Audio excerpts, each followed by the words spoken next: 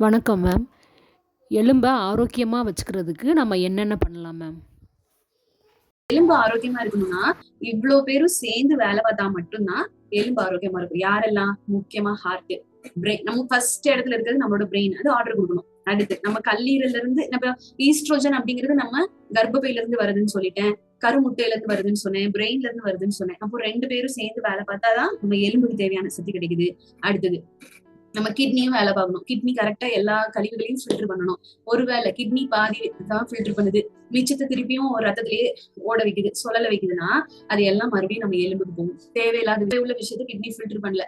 நம்ம last time படிச்ச மாதிரி யூரின் இன்ஃபெக்ஷன் வருது, சரியான ஃபில்ட்ரேஷன் நடக்கல, தேவையான இந்த யூரியா கிரியாட்டின் எல்லாம் வெளியே அனுப்பாம உள்ளேயே வச்சுக்குது, யூரிக் ஆசிட் எல்லாம் உள்ளேயே வச்சுக்குது. அப்ப என்ன ஆகும்னா அந்த 2 எலும்புக்கு இடையில ஒரு ப்ளூ கலர் ஃப்ளூயிட் காமிச்சல, அதுல போய் அந்த யூரிக் ஆசிட் அப்படிங்கிற அந்த ஃப்ளூயிட் அதிகமாகும். ஸோ இப்போ கிரீஸ் தன்மையில இருக்கக்கூடியது கொஞ்சம் கொஞ்சமா தண்ணி நிலைமைக்கு வரும், குறைய ஆரம்பிக்கும். அப்ப 2 எலும்பும் உரச ஆரம்பிக்கும். 2 எலும்பும் ஹார்டா இருக்க 2 எலும்பும் உரசுதுன்னா அந்த இடத்துல கண்டிப்பா நமக்கு பெயின் வர ஆரம்பிக்கும். இந்த மாதிரி எல்லா உறுப்புகளும் சேர்ந்து ஆரோக்கியமான நிலையில இருக்கும் போதுதான் நம்மளுடைய எலும்பும் ஆரோக்கியமா இருக்கும். சோ இதுக்கு நம்ம ஃபர்ஸ்டே படிச்ச மாதிரி நிறைய காரணங்கள். சோ இதுல எக்ஸாம்பிளுக்கு கிட்னியை மட்டும் எடுத்துக்கலாம். கிட்னி மட்டும் அதோட வேலையை கரெக்டா பண்ணலன்னா என்ன ஆகும் அப்படின்னு இப்ப நான் சொன்னேன். அடுத்தது நம்ம இப்ப ஒருவேளை நிறைய ட்ரக்ஸ் எடுக்கிறோம், எதுக்காகவாது மெடிசன் ரொம்ப வருஷத்துக்கு எடுக்கிறோம், சுகருக்குன்னு எடுத்துட்டே இருக்கோம், இல்ல வந்து குழந்தைக்காகன்னு சொல்லி எடுத்துட்டே இருக்கோம், இல்லைன்னா ஒரு தலைவலின்னு சொல்லி எடுத்துட்டே இருக்கோம், ரொம்ப நாளா எடுக்கிறோம். தலைவலி தானே, நான் எப்பவுமே போய் மெடிக்கல் ஒரு மாத்திரை வாங்கி சாப்பிடுவேன், இல்லைன்னா எனக்கு எப்பவுமே ஃபீவர் வரும், நாளைக்கு மெடிசன் வாங்கி, இப்படி நிறைய காரணங்கள்னால ரொம்ப நாள் மெடிசன் எடுத்துட்டே இருக்கும். ஒருவேளை எலும்புக்கு தேவையில்லாத கெமிக்கலை நம்ம ஜாஸ்தி எடுக்கிறோம்னா அது எல்லாம் போய் எலும்புல ஸ்டோர் ஆயிக்கும். ஸ்டோர் ஆகனால என்ன ஆகும்?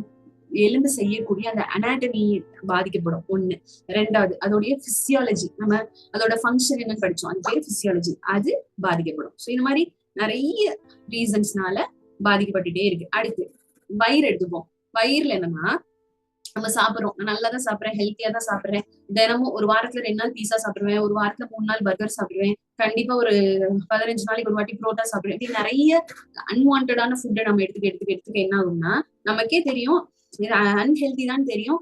சரி ஒரு நாள் தானே, சரி இந்த மாசத்துல இந்த ஒரு நாள் தானே அப்படின்னு நிறைய டைம் நம்ம எடுத்துக்க ஆரம்பிக்கும். அது பழக்கத்துக்கு வந்துடும். ஸோ பழக்கத்துக்கு வர ஆரம்பிக்கும் போது நம்மளுடைய ஃபீமேல்ஸ்ல முக்கியமா உமன் ஹெல்த்தை டிஸ்டர்ப் பண்ணிட்டே இருக்கும்.